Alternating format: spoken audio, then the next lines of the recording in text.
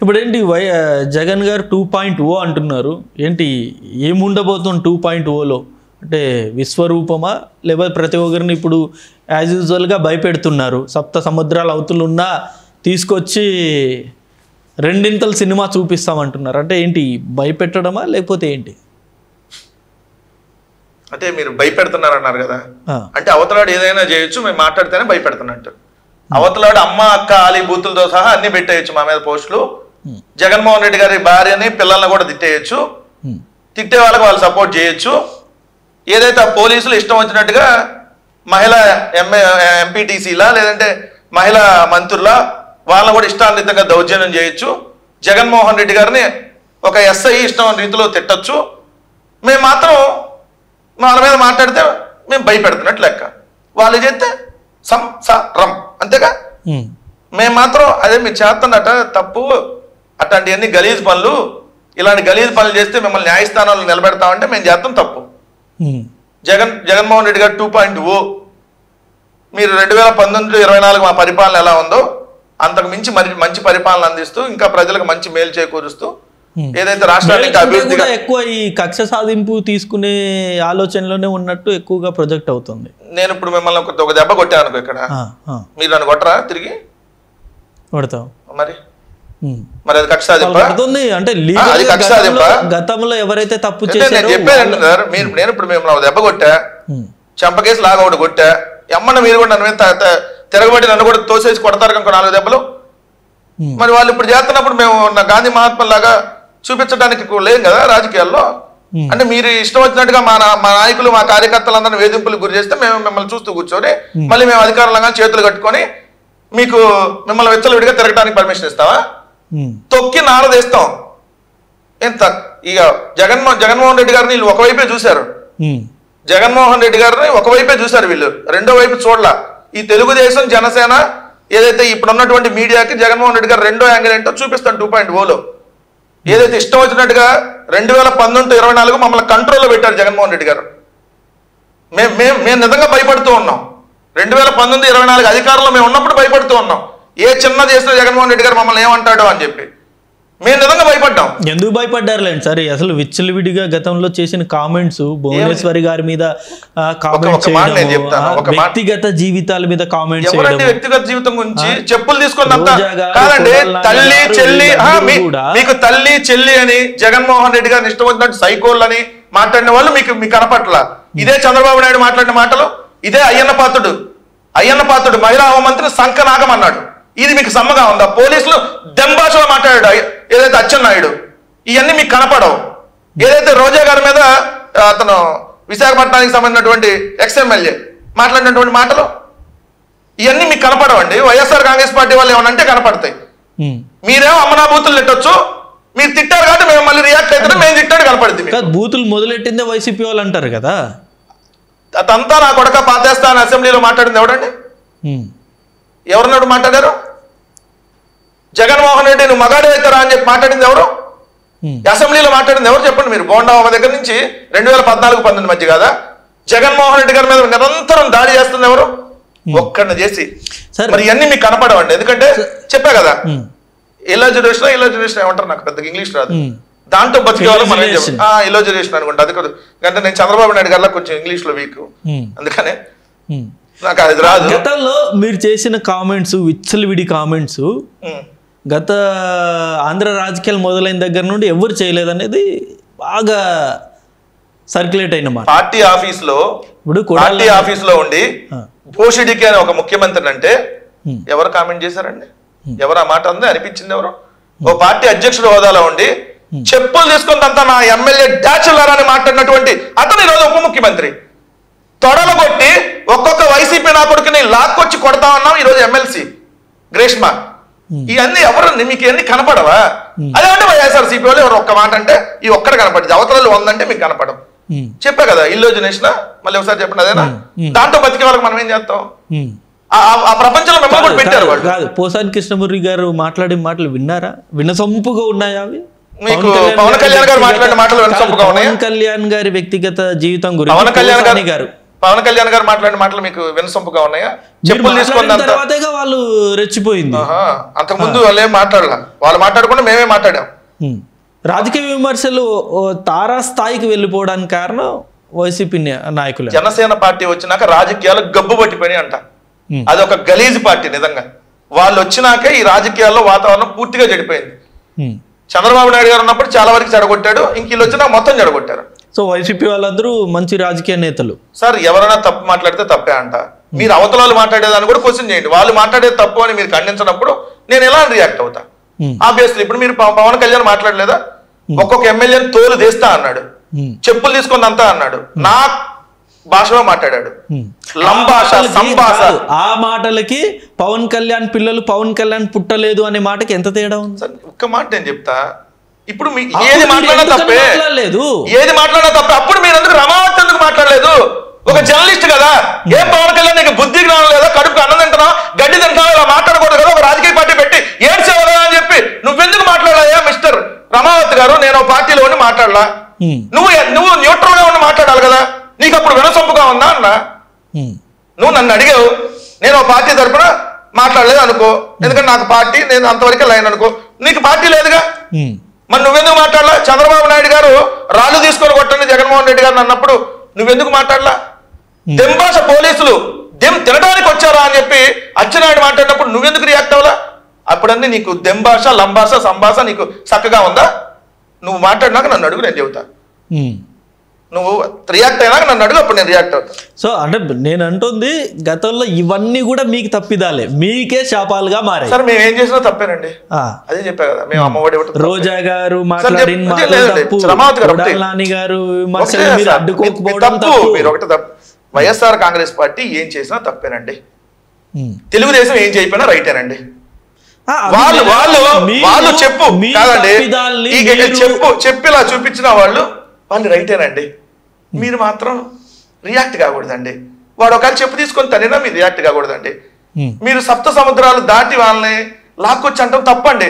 వాడు ఎన్నైనా తిట్టండి. కాదు సార్, మీరు మనిషే కదండి. మనం కాదు, ఆ చెప్పు చూపించడం వరకే మీరు మాట్లాడుతున్నారు కానీ ఆ చెప్పు చూపించాల్సిన పరిస్థితి ఎందుకు వచ్చిందో మీరు ప్యాకేజీ స్టార్ అన్నందుకు చూపించాను. కాదు కాదు, 3 పెళ్లిళ్ళు గురించి ఎవడన్నా ప్యాకేజీ గీకేజీ అని మాట్లాడితే వాళ్ళని వాళ్ళని చెప్పులు తీసుకొని కొడతా అన్నాడు. ప్యాకేజీ స్టార్ అంటారు, 3 పెళ్లిళ్ళు అంటే మీరేమో సైకో అనొచ్చు, మేమేమో మీరు ప్యాకేజీ తీసుకొని అమ్ముడు పోయాడంటే తప్పు కాదు. వైసీపీ వాళ్ళు ఎప్పుడన్నా చూసారా ప్యాకేజ్ తీసుకోవడం? పవన్ కళ్యాణ్ గారు చూసారా? అదేగా వాళ్ళు అడిగింది.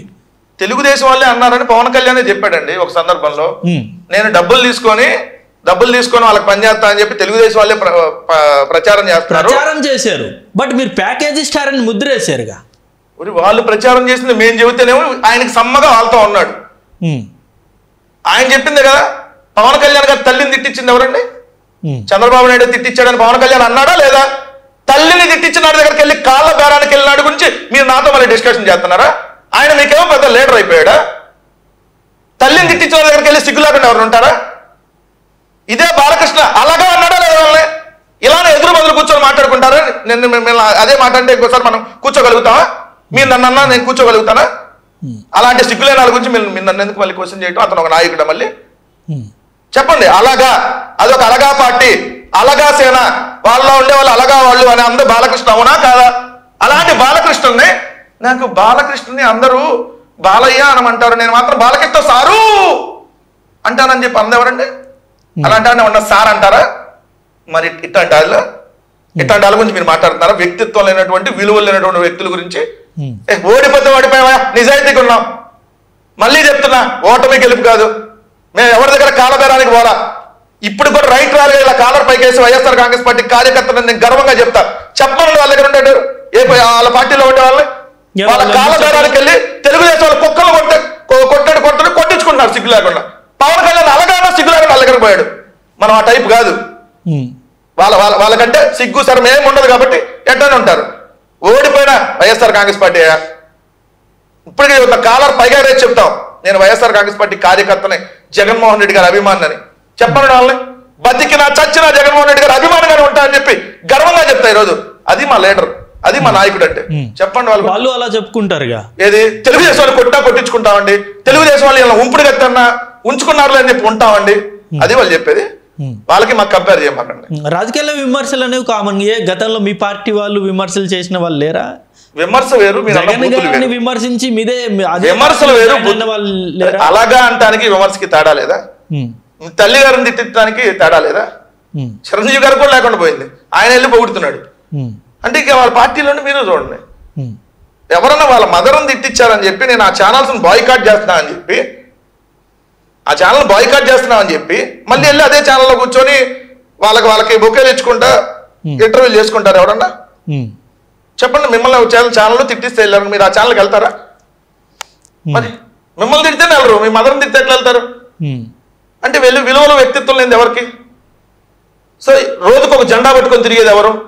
ఒక రోజు కమ్యూనిస్టు, ఓ రోజు సనాతని, ఓ రోజు ఉప్మా, ఓ రోజు బిస్కెట్, ఓ రోజు చాక్లెట్. ఏమన్నా ఒకటి ఉందా? ఒక సిద్ధాంతం ఏమన్నా ఉందా? రోజుకొకటి మారిద్దా సిద్ధాంతం? రోజుకొక అభిప్రాయం మారిపోతుందా? సిద్ధాంతం అనేది పక్కన పెడితే అయినా ఆయన భారతదేశంలోనే ద బెస్ట్ ట్రాక్ రికార్డ్ ఉన్న పార్టీ జనసేన. 21 స్థానాలు, 2 ఎంపీ స్థానాలు, 100కి 100% స్ట్రైక్ రేట్. ఏ పార్టీకి వచ్చింది ఇప్పటి వరకు? నేను కూడా ఒకటి పోటీ చేసి ఒకటి గెలిచాను అనుకో, 100% స్ట్రైక్ రేట్. 21 సార్, 1, 2 కాదు, 175 సీట్లు పోటీ చేసి స్ట్రైక్ రేట్ చెప్తే స్ట్రైక్ రేట్ దాని 21 3 పార్టీలు కలిపి పోటీ చేసి దాంట్లో ఒక 21 సీట్లే పోటీ చేస్తే 175లో 100% ట్రాక్ రికార్డ్. 2 సార్లు ఓడిపోయాడు పార్టీ అధ్యక్షుడు. 100% ట్రాక్ రికార్డ్ ఎక్కడ లేదు. ఒక చోట ఓడిపోయిన చరిత్ర ఉంది కానీ 2 చోట్ల చెప్పు దెబ్బలు తిన్న ట్రాక్ రికార్డ్ ఏడా లేదు. భీమవరం, గాజువాకలో ఆ ట్రాక్ రికార్డ్ చెప్పరే. 2009లో రాజకీయాల్లోకి వచ్చి, note this point, Jaganmohan Reddy గారి కంటే ముందే రాజకీయాల్లోకి వచ్చి ప్రజారాజ్యం అనే ఓ పార్టీలో యువరాజ్యం అధ్యక్షుడిగా పనిచేసి అప్పుడు చేతులు ఎత్తేసి, 14లో చేతులు ఎత్తేసి, 19లో చేతులు ఎత్తేసి 3 పార్టీలు కలిపి ముష్టి ఒక 21 పడేస్తే 100% ట్రాక్ రికార్డుతో గెలిచాడు. 2009 నుంచి 2024 అయింది, 15 ఏళ్ళు పట్టింది. ఈ ట్రాక్ రికార్డు ఎవరి సొంతం కాదు, నిజంగా ఎవరి సొంతం కాదు. 15 ఏళ్లలో జీవితంలో 15 ఏళ్ల తర్వాత రాజకీయాల్లోకి వచ్చి పార్టీ పెట్టి ఎమ్మెల్యే అయిన చరిత్ర ఎక్కడా లేదని చెప్పండి. మరి అది కూడా ట్రాక్ రికార్డేగా. కానీ 14లో ఆయన కంటెస్ట్ చేయలేదు. ఆయన కంటెస్ట్ చేసి 19లో చేశారు, ఓడిపోయారు అనుకోండి. దాని తర్వాత ఆయన బౌన్స్ బ్యాక్ అయిన 24 కంటెస్ట్ చేయకపోతే దీన్ని కూడా లెక్కలో తీసేసుకోవాల్సింది. ఎందుకు చేశారు? కాదు, ఆ బౌన్స్ బ్యాక్ చూసారా? 2 చోట్ల ఓడిపోయిన పవన్ కళ్యాణ్ మీరు హేళన చేసే స్థాయి నుండి 21 స్థానాలు 100% స్ట్రైక్ రేట్ అనే స్థాయికి ఎదిగిపోయారు. అసలు మీరు తప్పు మాట్లాడుతున్నారు. అదేదో బీజేపీలో విలన్ చెప్తే రాజ్యసభ అయ్యేవాడు కదా, చాలా పెద్ద పదవి కదా. డిప్యూటీ సీఎం అయ్యారుగా. డిప్యూటీ సీఎం దానికి రాజ్యాంగ పదవి కాదు, అది ఓన్లీ మంత్రే. ఓన్లీ మంత్రే. అట్టెందుకు పోటీ చేయకుండా కూడా ఎమ్మెల్సీ అయ్యి మంత్రి అవుతున్నాడు కదా నాగబాబు.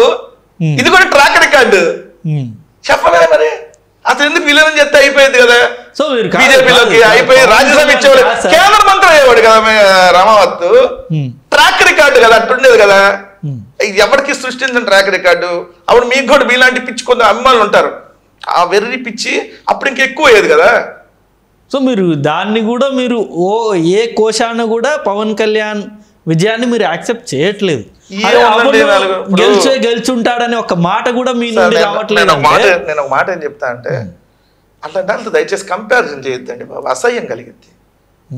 ఇప్పుడు 3 పార్టీలు కలిపి ఒక వ్యక్తిని ఎదుర్కోవడానికి వచ్చి ఇన్ని సంవత్సరాలుగా పోరాడి ఆయన ఉన్న సింగిల్గా మీరు అన్నట్టు 21 సీట్లు పోటీ చేసి గెలిస్తే ఎస్ షబాష్, పోటీ చేసిన అన్ని గెలిచాడు, రమావత్ చెప్పింది కరెక్టే అనొచ్చు.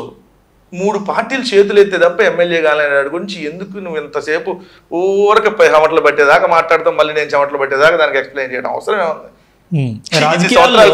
ఒకటి రాజకీయాల్లో పొత్తులు లేకపోతే ఈ కలుపుకోవడాలు ఇవి సర్వసాధారణం.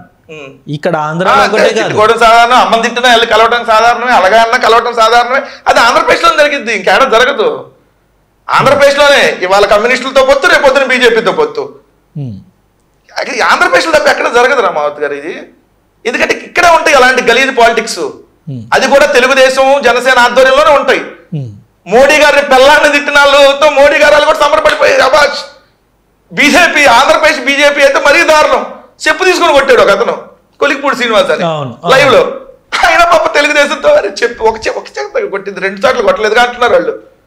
కలిసిపోతారు, వాళ్ళకి అది ఉండదు. మనం ఏం చేస్తాం దానికి? సో వాళ్ళకి అది అలవాటు, మనం దాన్ని ఏం చేయలేము. ఇప్పుడు లోకేష్ గారు మంగళగిరిలో గతంలో ఓడిపోయారు. ఇప్పుడు మొన్న భారీ మెజారిటీతో నాకు తెలిసి రాష్ట్రంలో 2-3 స్థానాలు మెజార్టీలో ఆయనదొకటి. సో ఎంత స్థాయిలో ముఖ్యమంత్రి గారి నివాసం ఉండే కూతివేటు దూరంలో లోకేష్ గారు అంత భారీగా గెలిచారంటే, సో లోకేష్ గారి నాయకత్వం మీద మంగళగిరి ప్రజలకి ఎంత నమ్మకం ఉండాలి. కుప్పంలో కూడా చంద్రబాబు నాయుడు గారు ఎమ్మెల్యేగా ఉండగా కుప్పం మున్సిపాలిటీ చంద్రబాబు నాయుడు ఓడిపోయాడు. కుప్పంలో జడ్పీటీసీలు ఎంపీటీసీలు అధికారంలో ఉండి గతంలో ఏం చేశారు చెప్పా కదా, వైసీపీ ఏం చేసినా అది తప్పు, వాళ్ళు ఏం చేయకపోయినా అమ్మగా ఉంటది. అదే కమ్మగానా సమ్మగానా, నేను అలా అనలేదు, నీకు ఏది కావాలంటే అది పెట్టుకో. సో మీకు ఏది చేసినా వాళ్ళ అవతల చాలా హాయిగా ఉంటది. సో ఇది మాత్రం భూతద్దంలో చూపిస్తాం. మరి అదే మున్సిపాలిటీ గెలిచిన వాళ్ళు మరి ఎందుకని కుప్పంలో ఓడించలేకపోయారు? అన్ని మున్సిపాలిటీలు మీవేగా కుప్పంలో. ఇప్పుడు కూడా ఇప్పుడు వాళ్ళు అధికారంలో ఉన్నారు, మా దగ్గర నుంచి కార్పొరేటర్లు కౌన్సిలర్లు అక్రమంగా లాక్కుంటున్నారు. మరి 164 సీట్లు ఉండి తోపు తురుము కాళ్ళు మొత్తం పరిపాలిస్తున్నారు కదా. 3 పార్టీల కూటమి, ఒకళ్ళు తోపు, ఒకళ్ళు తురుము, ఇంకోళ్ళు తురుము కాను కదా.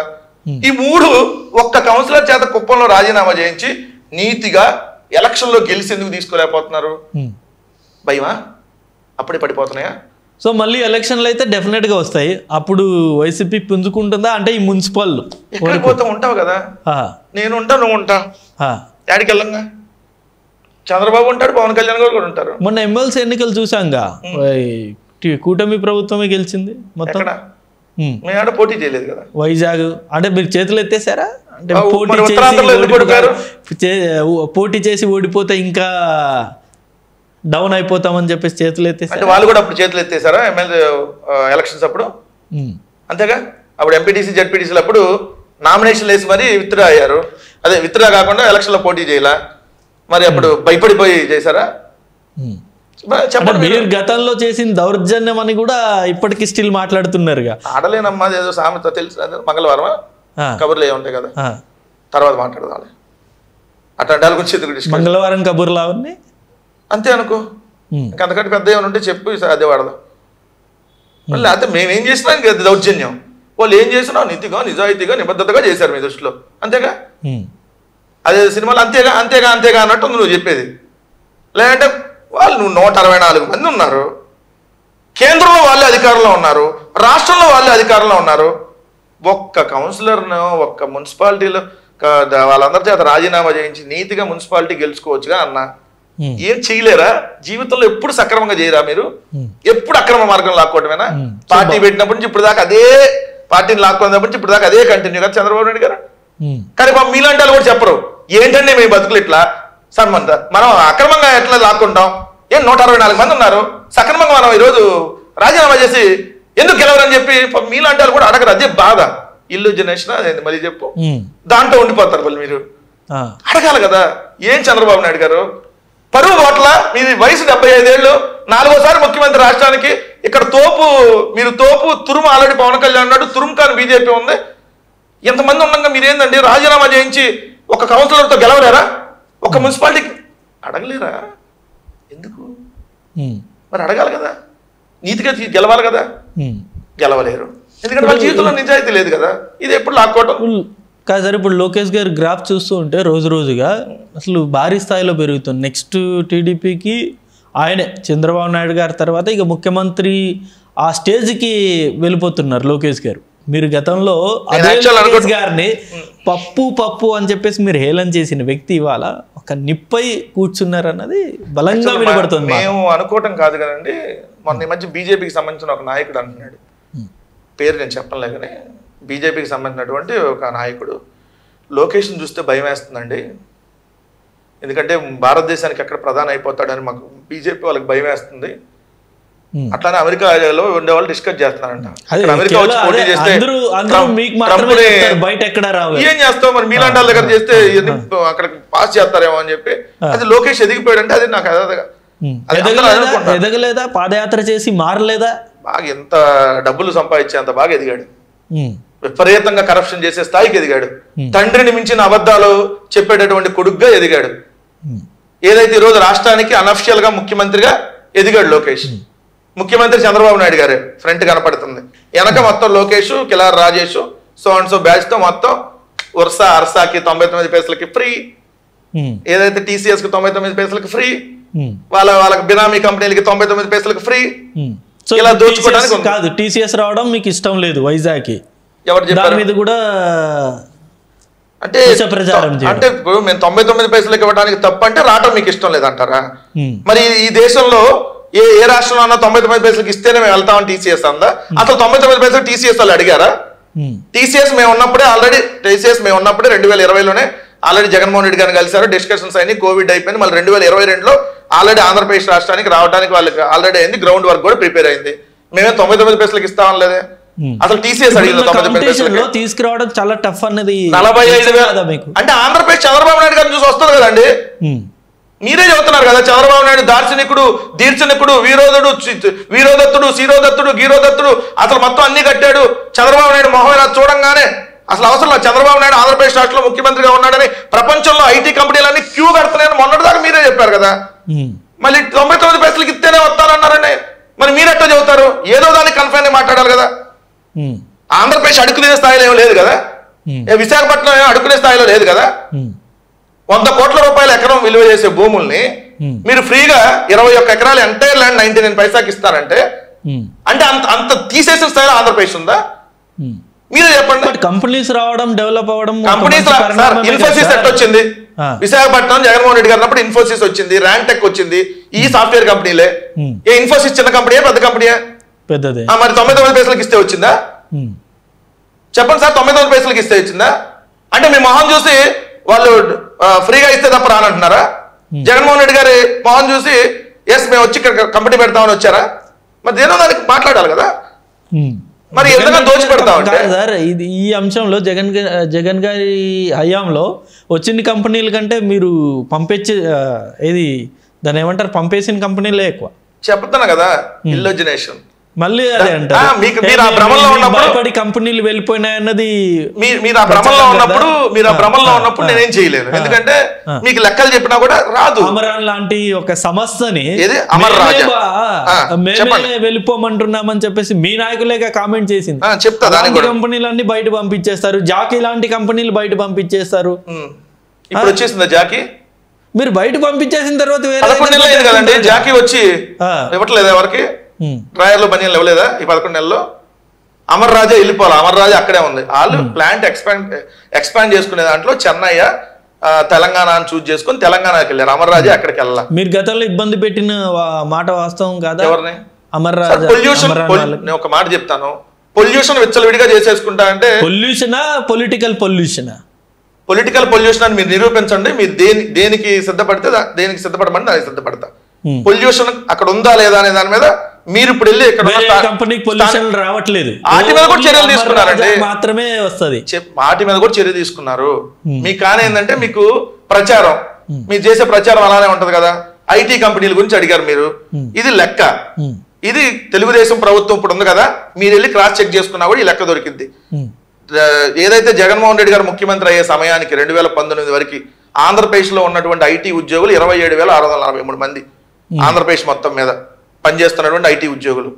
అది జగన్మోహన్ రెడ్డి గారు దిగిపోయే సమయానికి 75,551 అయ్యారు. ఎక్కడ? ఆంధ్రాలో పనిచేస్తున్నారు, వేరే దగ్గర? ఆంధ్రప్రదేశ్ రాష్ట్రంలో ఐటీ ఉద్యోగుల సంఖ్య 27,643 నుంచి 75,551కి వెళ్ళింది. స్టార్ట్అప్ కంపెనీలు 161 నుంచి 586కి పెరిగినాయి. మరి జగన్మోహన్ రెడ్డి గారు ఉన్నప్పుడు Infosys, Wipro, Laurus lab, rand stand ఇట్లా అనేక ఐటీ కంపెనీలు ఇదే విశాఖపట్నానికి వచ్చాయి. ఆల్రెడీ జరుగుతున్నారు. జగన్మోహన్ రెడ్డి గారు ఉన్నప్పుడు 1000 మంది ఎంప్లాయీలతో, 600 మంది ఎంప్లాయీతో అట్లా ఒక్కొక్క కంపెనీ స్టార్ట్ అయ్యింది. మరి ఎంతమంది పెరిగితే మేము ఉన్నప్పుడు ఎల్లగొట్టామంటే, ఎల్లగొడితే ఈజ్ ఆఫ్ డూయింగ్ బిజినెస్ లో వరుసగా 3వ ఏడాది నెంబర్ 1 వస్తుందా? అదాని, అంబానీ, బజూంకా, టాటా, ఏదైతే ఇట్లా పెద్ద పెద్ద వాళ్ళందరూ ఒకే వేదికపై వచ్చి విశాఖపట్నంలో సమ్మిట్ లో పాల్గొనగలుగుతారా? ఇదే జిఎంఆర్ గారు ఇదే ఎయిర్పోర్ట్ శంకుస్థాపన చేసినప్పుడు మన భోగాపురం, విశాఖపట్నం భోగాపురంలో, విజయనగరం భోగాపురంలో చేసేటప్పుడు జగన్మోహన్ రెడ్డి గారు మళ్ళీ ముఖ్యమంత్రి అయి దీన్ని ఓపెన్ చేస్తే చేయాలని చెప్పి మనస్ఫూర్తిగా అధికారులు ఎవరున్నా అలాగే చెప్తారులేండి సార్. ఇప్పుడు చంద్రబాబు నాయుడు గారు చెప్పట్లేదా? గతంలో చెప్పలేదా? నేను ఒక మాట చెప్తాను, అది నిజంగా ఆ పాలన అంత బాగా చూసుకుంటేనే కదా కంపెనీ వాళ్ళని ఆ మాట వచ్చేది. లేదంటే ఏముంది, ఇది గొప్ప కార్యక్రమం అని చెప్పి తూతు మాత్రం ముగిచేస్తారు. అంత పర్సనల్ గా మాట్లాడేది ఉండదు కదా. సో ఈ రోజు మళ్ళీ కంపెనీ వాళ్ళందరూ జగన్మోహన్ రెడ్డి గారు ముఖ్యమంత్రి అవుతారని చెప్పి అంటున్నారని వాళ్ళే ఒప్పుకుంటున్నారు. పారిశ్రామికవేత్తలందరూ మళ్ళీ జగన్మోహన్ రెడ్డి గారు ముఖ్యమంత్రి అవుతారని అంటున్నారండి మళ్ళీ అని చెప్పి తెలుగుదేశం వాళ్ళ దగ్గర చెబుతున్నారంట. మరి ఇంకా వాళ్ళే ఒప్పుకుంటున్నారు కదా ఈ ప్రభుత్వం మీద వ్యతిరేకత ఉందని. సో క్లియర్ గా ఒకటి, ఈ ప్రభుత్వం ఏం చేయదు, అప్పులు మాత్రం బాగా చేస్తారు. లోకేష్ గారు ఒక మాట అన్నారు సార్, ఈ ప్రభుత్వానికి సంబంధం మళ్ళీ జగన్ గారు రారని మీరు మాకు గ్యారంటీ ఇస్తేనే మేము మళ్ళీ పెట్టుబడులు పెడతాం ఆంధ్రాలో అని చెప్పేసి నన్ను అడుగుతున్నారు అని చెప్పేసి లోకేష్ గారు అంటే అంత భయపడుతున్నారా? అంత అసమర్థులు వీళ్ళని అర్థమవుతుంది కదా, అంత అసమర్థ చేతగానే వాళ్ళ తెలుగుదేశం వాళ్ళు అని చెప్పి వాళ్ళే ఒప్పుకున్నట్లు లెక్క. అంతగాకేముంటది? ఎవరు ఇప్పుడు ఏ కంపెనీ అయినా ఎవరు ముఖ్యమంత్రిగా ఉన్నా ఉండదు, తర్వాత ఎవరు వస్తారో అగ్రిమెంట్ రాసి మాకు ఇవ్వండి ఆడని చెబుతారా? ఎవరైనా కంపెనీకి వాళ్ళకి ఏం సంబంధం ఉంటుందా? ఇక్కడ మీరు కల్పించే ఫెసిలిటీస్ని బట్టి వాళ్ళు వస్తారు. మీరు ల్యాండ్ అన్నారు, 99 పైసలకు అవసరంలా, ఎకరం 1 కోటికో 2 కోట్లకో ఇవ్వండి, ఎందుకు 100 కోట్లు ఉంది, అది కూడా లీజుకి ఇవ్వండి. లీజుకి లేదా లీజుకి మీరు అన్నట్టుగా టీసీఎస్ లాంటి సంస్థకి 50 లక్షలకు లీజుకి ఇవ్వచ్చు. మీరు లులు మాల్కి ఇచ్చారు అనవసరంగా. ఎందుకు లులు మాల్ హైదరాబాద్లో లేదా? కుకట్పల్లి నుంచి హైటెక్ సిటీ వెళ్ళే రూట్లో అక్కడ గవర్నమెంట్ ల్యాండ్ ఇస్తే లులు మాల్ ఇక్కడికి వచ్చిందా? ప్రైవేట్ దాంట్లో పెట్టారు కదా. కానీ హైదరాబాద్ అంటే ఆల్రెడీ ఎస్టాబ్లిష్ అయింది, వెల్ డెవలప్డ్ సార్. కానీ ఇప్పుడు వైజాగ్ కూడా వెల్ డెవలప్డ్ అండి బాబు. వైజాగ్ లాంటి క్యాపిటల్ ఇంకా డెవలప్ అవ్వాలి అంటే ఒక మాట, విశాఖపట్నంలో ఏం మాల్స్ రాలేదా అంతకుముందు? విశాఖపట్నంలో ఐటీ కంపెనీలు రాలేదా? విశాఖపట్నం ఆంధ్రప్రదేశ్ లోనే పెద్ద నగరం. విశాఖపట్నం కాదు, మీరు నిజంగా అట్లాంటిది ఎక్కడో ప్రకాశం జిల్లా దొనకొండ దగ్గర ఇచ్చారంటే అందం ఉంటది. అరే అక్కడ తక్కువ రేటుకి ఇచ్చారులే అంటే, అక్కడ డెవలప్ చేయడానికి ఒక పరిశ్రమకి ఇచ్చారంటే దాన్ని ఎవరు కాదంటలా. ఏది వెనకబడిన ప్రాంతాల్లో ఎక్కడ ఇవ్వచ్చు మీరు. కానీ ప్రైమ్ ల్యాండ్ 13.5 ఎకరాల ప్రైమ్ ల్యాండ్ ఎకరం 100 నుంచి 150 కోట్లు చేసింది. అక్కడ హార్బర్ భూములు, ఆ భూముల్ని ఎకరం 50 లక్షలకు లీజుకి ఇచ్చారండి 99 సంవత్సరాలు. అది కూడా 6 కోట్లు సంవత్సరానికి. అదే చూస్తున్నారు కానీ ఉద్యోగాలు వస్తాయన్నది మీరు ఎందుకని చూడట్లేదు? ఏ షాపింగ్ మాల్ వల్ల చంద్రబాబు నాయుడు గారు అది కూడా వాళ్ళు గొప్పగా చెప్తున్నారు కదా, కొన్ని 100 ఉద్యోగాలు వస్తాయి. షాపింగ్ మాల్ విజయవాడలో లేవా? ఏం సార్ విజయవాడ లేదా? పెద్ద కంపెనీగా సార్ వీటన్నిటితో కంపేర్ చేస్తే 8 థియేటర్లు వస్తాయి. మీరు నేను వేసుకున్న బట్టల షాపులు వస్తాయి, ఒక 20-25. ఒక సూపర్ మార్కెట్ పెడతారు, ఓ 4 రెస్టారెంట్లు వస్తాయి. దీనికోసం 13 ఎకరాలు అంటే 13.5 ఎకరాలు, ఎకరం దాదాపుగా 100 నుంచి 150 కోట్లు అంటే 2,000 కోట్లు విలువైన భూమిని దారాదత్తం చేసేస్తే మళ్ళీ 150 కోట్లు 175 కోట్లు ట్యాక్స్. మీరు చేసిన గతంలో మీరు భూములు దారాదత్తం చేసినవన్నీ కూడా ఇప్పుడు బయటకు వస్తున్నాయి. ఎక్కడ? అదే వైజాగ్ లో అదే ఏడిబి ఆస్థాన గురు సరస్వతి నందన ఆయన పేరు ఏదో ఉంది కదా, స్వరూపానంద గారి, ఆయన ఆశ్రమానికి మీరు దారాదత్తంగా ఇచ్చేశారు. మీ యాత్ర సినిమా అంటే మీకు అనుకూలంగా తీశారని చెప్పేసి ఆర్సీ హిల్స్ లో ఆ డైరెక్టర్ గారికి ఒక 2 ఎకరాలు ఇలా ఫ్రీగా ఇచ్చేసారు. ఫ్రీగా ఇవ్వలేదు, అదే ఇప్పుడు హైలైట్ అవుతుంది. ఫ్రీగా ఎక్కడ ఇవ్వాలా? రెండో స్వరూపానంద సరస్వతి గారు కూడా ఫ్రీగా 27 ఎకరాలు ఇచ్చారు కదా మీరు. ఫ్రీగా ఇచ్చారు, రూపాయి డబ్బులు లేకుండా ఎవరికి కాదు. గవర్నమెంట్ నామ్స్ ఏదైతే ఉన్నాయో, ఆశ్రమాలకు అలాట్ చేసేటటువంటి నామ్స్ ఏదైతే ఉన్నాయో, చంద్రబాబు నాయుడు గారి ప్రభుత్వం ఏ నామ్స్ అయితే పాటించిందో దాని ప్రకారమే ల్యాండ్ ఎలకేషన్ చేశాను తప్ప ఎక్కడా కూడా ఎవరికి ఫ్రీగా దారాదత్తం చేయలేదు. ఇప్పుడు వీళ్ళు చేస్తున్నాడు 99 పైసలకి 99 పైసలకి అరసా ఉర్సా అంటారు. దాని పేరు ఉర్సా అని క్యాబినెట్ లో అప్రూవల్ ఇచ్చి ఉర్సాకు భూములు కేటాయించారు. ఆ కంపెనీ వాళ్ళు మన వచ్చి మాది ఉర్సా కాదండి అరసా అని చెప్తున్నారు. ఎంత బూత్ మీరే చెప్పండి. ఇట్లాంటి వాళ్ళందరూ చేసి క్వశ్చన్లు చేస్తే కేసులు పెడతారు, అరెస్టులు చేస్తారు. ఇప్పుడు హర్సిల్స్ ఏంటంటే 2 ఎకరాలు మీరు ఫ్రీగా ఇచ్చేసినట్టే కదా. చెప్పండి యాడిచ్చాం, ఎప్పుడు అలాట్ చేసాం, ఫ్రీగానే ఇస్తే. దిగిపోయారు కాబట్టి ఓడిపోయారు కాబట్టి అది అలాట్ అవ్వలేదు, కానీ లేకపోతే ఈ పాటికి అలాట్ అయిపోయేది. మీరే కాట కాదు, మీరే అన్ని చెబితే ఎట్లా? ఏదో ఒక మాట మీద ఉండాలి, ఇచ్చామన్నా ఉండాలి. ఆ ప్రాసెస్ అయితే చేశారు. ఒక మాట సార్, ఆల్రెడీ ఇక్కడ ఏదైతే విశాఖపట్నం అంతకుముందు రామానాయుడు వాళ్ళకు కూడా రాజశేఖర రెడ్డి గారు ఉన్నప్పుడు కేటాయించారు. మరి ఎందుకు కేటాయించారు చెప్పండి? రామానాయుడు గారి కానీ రాజశేఖర రెడ్డి గారికి ఏమైనా లింక్ ఉండి కేటాయించారా? కాదు కదా. ఎవరైనా స్టూడియో కడతామంటే ఎందుకు ఆంధ్రప్రదేశ్ కి సినిమా రంగం రావాలని కోరుకుంటారు. రామానాయుడు గారు అంటే అది వేరు, ఆయన పెద్ద సంస్థ, పెద్ద ఏం చేశారు? ఆ డైరెక్టర్ 2 సినిమాలు చేశారు అంతే కదా, ఇంకేం చేశారు? ఏమన్నా కట్టారా సార్? రామానాయుడు గారు పెద్దడ్డి, మరి ఎందుకు చేయలే వచ్చి? ఇప్పుడు చిరంజీవి గారు అలా వచ్చి చేయమన్నాడు, మరి ఇప్పుడు ఎందుకు చేయలేదు? మరి చంద్రబాబు నాయుడు గారు ఉన్నారు, మరి పవన్ కళ్యాణ్ ఉన్నాడు, మరి పిఠాపురం అన్న గోదావరి జిల్లా అంతా సినిమా షూటింగ్ అద్భుతమైన ప్రాంతం కదా.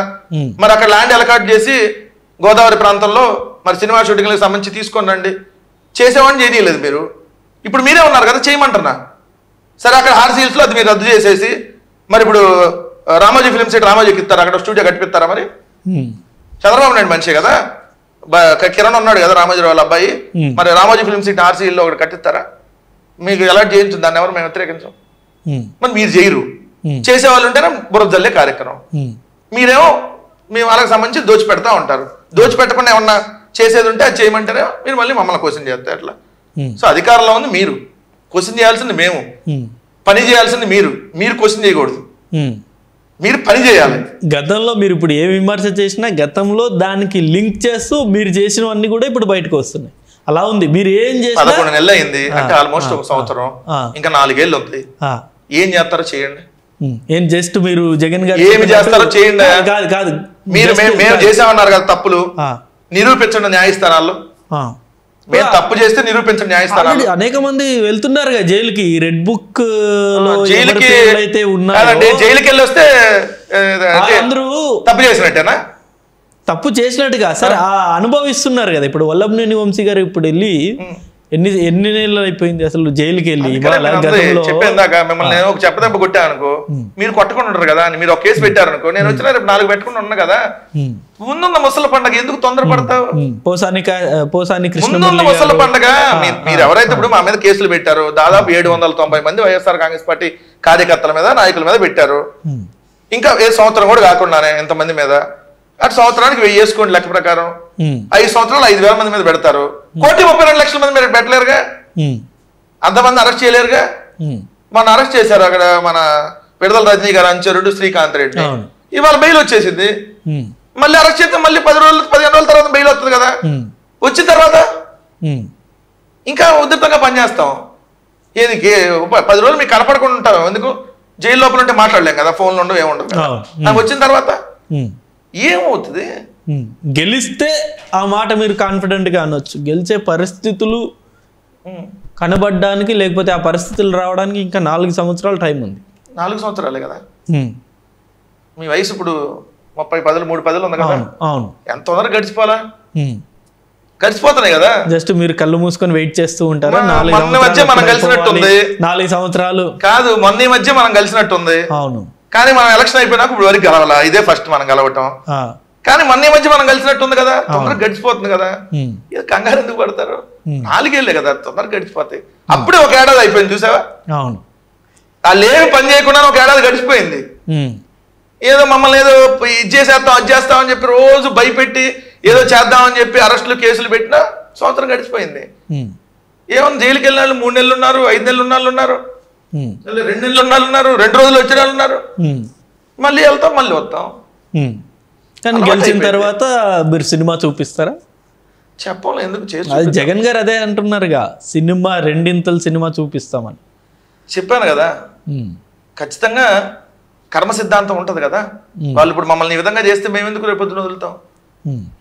ప్రజల్లో బ్యాడ్ మెసేజ్ వెళ్ళదా? ప్రజలు అట్లా ఏమో అనుకోవట్లా. మరి వాళ్ళు చేస్తున్న తప్పే కదా. మరి వాళ్ళు అక్రమంగా చీర కట్టుకొని వస్తా అన్నా కూడా నైటీ మీద కూడా తీసుకెళ్తున్నారు. మా ఎంపీటీసీని తీసుకెళ్లారు నిన్న కంతేరులో.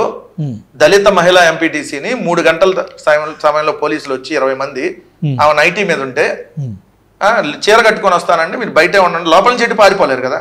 చీర కట్టుకొని వస్తానన్నా కుదరదు, కారులో చీర కట్టుకో అంటున్నారు. మరి అట్లాంటి పోలీసులకి కట్టించాలి కదా.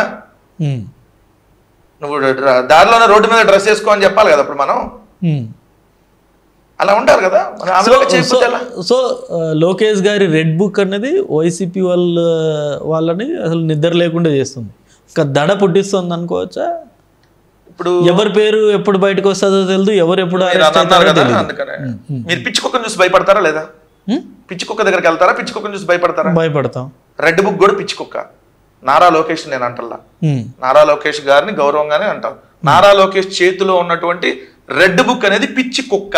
ఎందుకని పిచ్చి కుక్కను చూసి ఎవరైనా భయపడతారు? ఎవరైతే ఈ కార్యకర్తలను ఇబ్బంది పెట్టారో, ఎవరైతే వ్యతిరేకంగా మీరు పనిచేశారో వాళ్ళ మీదే కదా ఇప్పుడు ఆ రెడ్ బుక్ లో పేర్లు రాసుకుంది, వాళ్ళదేగా. సరే, వాళ్ళు ఇప్పుడు పిచ్చి కుక్క అని ఎందుకన్నారంటే మీకు భవిష్యత్తులో అర్థం అవుద్దని. ఇప్పుడు వైసీపీ వాళ్ళ మీద ఆ పిచ్చి కుక్కను వదులుతున్నారు. లేదు వైఎస్ఆర్ కాంగ్రెస్ పార్టీ ప్రభుత్వంలో తెలుగుదేశానికి అనుకూలంగా ఎవడన్నా పని చేయలేదు అనేటటువంటి వాళ్ళ మీద వదులుతున్నారు. రేపొద్దున జనసేన మీద వదులుతారు. కొన్ని రోజులు పోయినాక తెలుగుదేశంలోనే సీనియర్ నాయకుల మీద కూడా వదులుతాడు పిచ్చి కుక్కనే. ఎందుకు వదులుతారు? వాళ్ళ పార్టీ నువ్వు ఇల్లు చేసిన వస్తావు బయటికి రప్పిస్తారు. ఎందుకు కంగారు? Wait and see. అప్పుడు నీకు అర్థమైంది, అప్పుడు నువ్వు అప్పుడు మళ్ళీ ఇంటర్వ్యూకి వస్తావు కదా, గుర్తు తెచ్చుకొని మరి మాట్లాడదాం. ఇంత కంగారు లేదు, రెడ్ బుక్ లో ఉన్నది కేవలం వైసీపీ వాళ్ళ పేర్లే, వాళ్ళ కూటమిలో ఉన్న వాళ్ళ పేర్లు ఎందుకు పేర్లు ఏం లేవు దాంట్లో, ఎప్పటికప్పుడు రాసుకుంటున్నారు అంతే. ఇవాళ పిచ్చుకొక్క నీటి వదలు, ఇవాళ పిచ్చుకొక్క నాలుగు మీద వదులు, రేపొద్దున అవసరం అయితే ఆ మీడియా వాళ్ళ మీద వదులు, ఈ మీడియా వాళ్ళ మీద వదులు, లేదా రేపొద్దున ఆ జర్నలిస్ట్ మీద వదులు, రేపొద్దున ఈ జర్నలిస్ట్ మీద వదులు, ఇలా జనసేన ఎక్కువ మాట్లాడుతున్నాడు వాడి మీద వదులు, తెలుగుదేశంలో సీనియర్లు మనకు సపోర్ట్ చేయట్లా వాడి మీద వదులు అంటాడు, వెళ్ళిపోద్ది. ఏముంది, అధికారం ఉంది కదా. వైసీపీ వాళ్ళు రెడ్ బుక్ చూసి మా సోషల్ మీడియా కార్యకర్త కూడా భయపడట్లా. ఇంకా గట్టిగా చెప్పాలంటే మా వైఎస్ఆర్ కాంగ్రెస్ పార్టీ సంబంధించినటువంటి పార్టీ ఆఫీస్ బయట ఉండే కుక్కలు కూడా భయపడవారు రెడ్ బుక్ చూసి. పెట్టుకోవే కేసులు, ఎవడు భయపడతాడు? ఎంతమంది చూసాం. ఏం చేస్తావు? అంతకంటే కేసు పెడతావు, వేధిస్తావు, జైలుకు పంపిస్తావు, అంతేగా. అంతకంటే ఏమైనా అయిద్దా? తర్వాత ఉంటారు కదా మీరు కూడా ఈ రాష్ట్రంలోనే, యాడికి పోరు కదా, మళ్ళీ మేము ఉంటాం కదా. అప్పుడు ఎక్కడికే పారిపోకుండా ఆంధ్రాలోనే ఉండమంటున్నాం. అప్పుడు స్టేజెస్ ఉండండి ఆంధ్రాలోనే. ఎలక్షన్ రిజల్ట్ వచ్చే రోజు మీరు చూస్తారు. ఏదైతే వీళ్ళది తట్ట బుట్ట సూట్ కేసులు గీటి కేసులు ఆఖరికి మొత్తం తీసుకొని లారీల్లో వేసుకొని క్యూ కట్టితే అప్పుడు చూస్తారు మీరు. ఎవరైతే వేధిస్తున్నారో తెలుగుదేశం ఎందుకు వెళ్ళిపోతారు. ఇప్పుడు ఇల్లు కూడా కట్టుకుంటున్నారు చంద్రబాబు నాయుడు గారు, అదే అమరావతి ప్రాంతం. ఈడ కూడా ఉంది ఇల్లు, ఈడకొచ్చేస్తాడు. ఈడ కూడా ఉంది కదా 100 కోట్లు. బెంగళూరుకి వెళ్తున్నట్ట జగన్ గారు బెంగళూరు వెళ్ళి వస్తున్నారు. కానీ వీళ్ళకి హైదరాబాద్ నుంచి ఏదైతే విజయవాడ రాలా. జగన్మోహన్ రెడ్డి గారు తాడేపల్లి నుంచి బెంగళూరు వెళ్ళి వస్తున్నారు. తాడేపల్లి స్థిర నివాసం, కానీ వీళ్ళ స్థిర నివాసం హైదరాబాద్, ఆంధ్రప్రదేశ్ కాదు. పవన్ కళ్యాణ్ కైనా చంద్రబాబు నాయుడు కైనా తేడా చాలా ఉంది. ఇక్కడ నుంచి వెళ్ళి రావడం వేరు. వీళ్ళు కన్స్ట్రక్ట్ అయిన తర్వాత వీళ్ళది కూడా ఇదే కదా, బెయిల్ అవుతుంది. అప్పుడు చూద్దాం స్టాండర్డ్గా ఉంటారో లేదో. ఇప్పుడు వరకు 10 ఏళ్ళ నుంచి స్టాండర్డ్గా లేరు కదా, అప్పుడైనా ఉంటారో లేదు చూద్దాం. ఎక్కడికి పోతాం? ఒకటైతే క్లియర్, 5 ఎకరాల్లో రాజ్భవన్ కట్టుకుంటున్నాడు కదా, రాజమహల్. 5 ఎకరాల బిట్ ఎలా ఉంటుందో తెలుసా మీకు? 4 వైపులా పెద్ద రోడ్లు ఉంటాయి, ఒకటే మధ్యలో బిట్ చంద్రబాబు నాయుడు గారి ఇల్లు అమరావతిలో. జగన్మోహన్ రెడ్డి గారు అదే 1/2 ఎకరంలో కడితే ప్యాలెస్ అంటారు. ఇదేంటి పూరిగుడిసా? 5 ఎకరాల్లో కట్టుకుంటే 1/2 ఎకరంలో కట్టుకుంటే ప్యాలెస్, 5 ఎకరాల్లో కడితే ఉదయపూర్లో ప్యాలెస్లు ఉంటాయి చూడండి, రాజకోటలో. మరి అదే నాలుగా చంద్రబాబు నాయుడు గారు అది చెప్పట్లో మేము ఏం చేసినా తప్పే. మేము 10 సెంట్లో ఇల్లు కట్టుకున్నా తప్పే. వాళ్ళు 5 ఎకరాల్లో కడితే మాత్రం చంద్రబాబు నాయుడు అండి కట్టుకుంటాడు, జగన్మోహన్ రెడ్డి గారు మాత్రం కట్టుకోకూడదు. జగన్మోహన్ రెడ్డి గారు అన్న మాట అంటే అనకూడదండి, చంద్రబాబు నాయుడు ఎన్నైనా అనొచ్చండి. పవన్ కళ్యాణ్ చెప్పులు తీసుకొని చూపించినా కరెక్టే అండి, కానీ మీరు మాత్రం అరే ఒరే అని కూడా తిట్టకూడదండి. ఎందుకంటే మీరు వైసీపీ వాళ్ళు అండి, మీరు తిట్టకూడదు. మీరు ఏమన్నా తప్పే. వైసీపీ వాళ్ళు ఏది మాట్లాడినా తప్పేనండి. అవతలాలు ఏది మాట్లాడినా సంసార పక్షం, శుద్ధపోసల పక్షం, వాళ్ళు ఏం మాట్లాడినా కరెక్టే అండి. ప్రజలను కూడా గమనించమని చెప్తాం.